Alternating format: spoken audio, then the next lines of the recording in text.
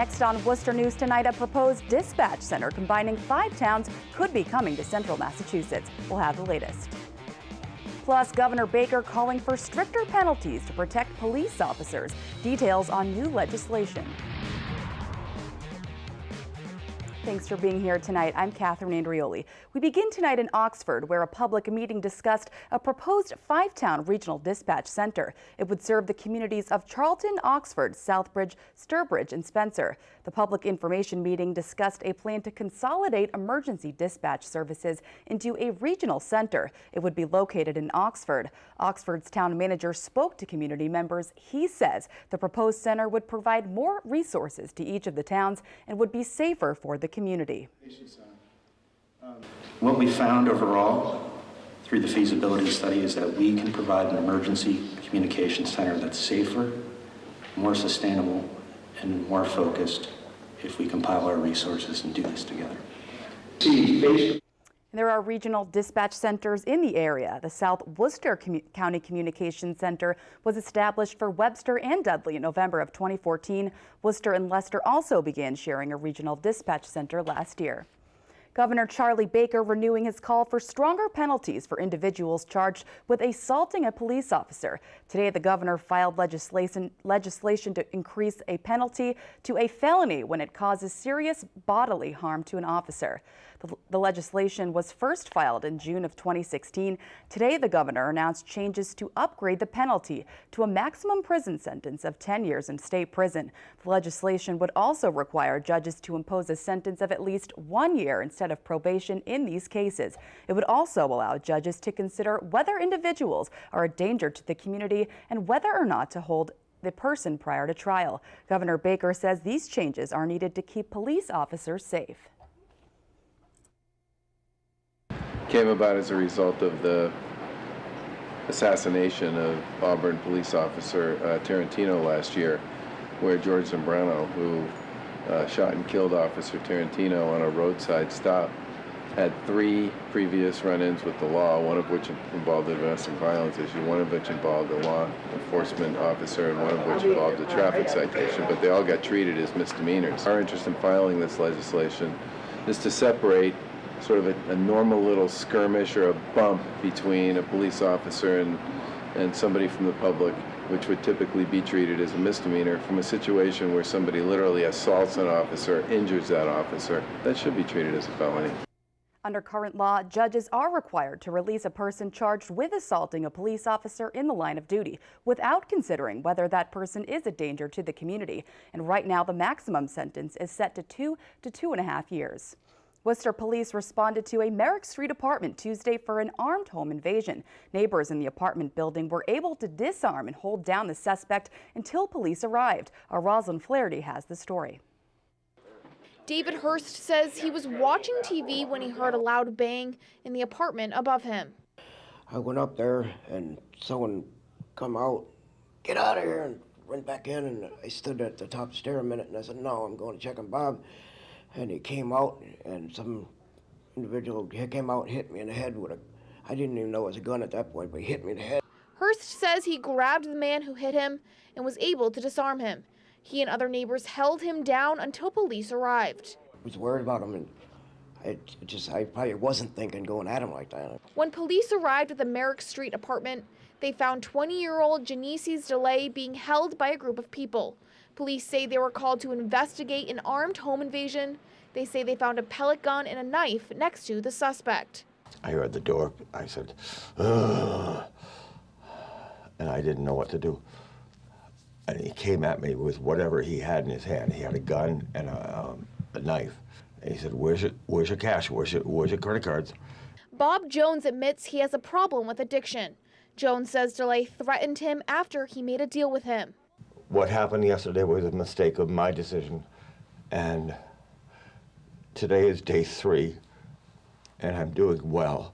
Jones admits the incident has made him realize he needs to make changes in his life, and without the help of his neighbors, things could have ended up a lot worse. I never thought that I would be so well protected, because I've only been here for 4 months. Rosalind Flaherty, Worcester News Tonight. The governor and lieutenant governor making a stop in Worcester today to speak at a regional workforce skills initiative at Worcester Vocational Technical High School. The workforce cabinet was created by an executive order. It brings together the executive offices of education, workforce, and economic development to develop systems across the state to close the skills gap in Massachusetts. Today, state leaders discussed the importance of improving workforce skills, job readiness, and other vocational opportunities, contributing both to employers' needs and economic growth. Lieutenant Governor Polito says this is an important way to give people a chance to grow their careers and contribute to the economic growth in Massachusetts. People are surprised when we say we have a workforce skills gap, since we have some of the best schools in higher ed in K through 12, but we do have one. We have a growing tech and innovation economy, and we need people, our biggest asset in the Commonwealth, to be rightly skilled to plug into these jobs that are growing. So using all of the resources we have in collaboration region by region is essential. And today here at Worcester Voc Tech, one of the best career tech schools in our country, we are focusing and spotlighting this very issue. The Workforce Skills Cabinet is tasked with aligning education, economic development, and workforce development systems across the state to close the skills gap in the Commonwealth. A new addition to Auburn High School is set to save the school money and electricity, and this could be just the start of new innovations within the district. Our Olivia Lemon has the story. 4 new solar panels will help save electricity and charge iPads at Auburn High School. We have the 1-to-1 iPad ratio here, and there's a lot of students that are low on battery at all times, and they're plugging in. With close to 700 students and each one needing to charge their electronic devices, teacher Eric Swedberg says he came up with the idea to use solar energy to charge them. We have 4 panels, and they're 100-watt monocrystalline panels. We figured math-wise that they'll power about 40 iPads at a time. Swedberg told science teacher Eric Berg about the idea. Berg says as the director of the Students for the Environment Club, they're always looking for new projects to take on. It's some exposure to a new technological field, so they can learn how the panels work, how the electricity can be produced by the sun. Cameron Prosser is the president of the club. He applied for a grant and received $850 to put towards the panels. I just had to kind of explain what the project was, who we were, the whole club, why we were doing it, and how it would benefit the community. The 4 panels cost $650. Berg says the remaining grant money will be put towards installing the panels on top of the snack shack on the football field. We're going to team up with the wood tech teacher to figure out how to mount these on the roof to make them work. It's actually the first reusable energy project or effort in the high school at all, and that's just kind of where energy is going in the entire world. So I think it's pretty cool to have that lasting impact of reusable energy. Olivia Lemon, Worcester News Tonight. And people gathered today at Coney Island in Worcester to kick off the 32nd annual Walk for the Homeless in Worcester. The event is sponsored by the Central Mass Housing Alliance. Father John Madden and Kevin O'Sullivan, president of the Mass Biomedical Initiative, are co-chairs and were there today. People we spoke with at the event say homelessness is an issue in the community that is often overlooked. It's a great community event that brings people together to raise awareness about the issue of homelessness in our community throughout Worcester County, and also funds vital services to end homelessness and assist families and individuals who are homeless to move on to permanent housing. Homelessness takes on very different faces and shapes and forms and reasons.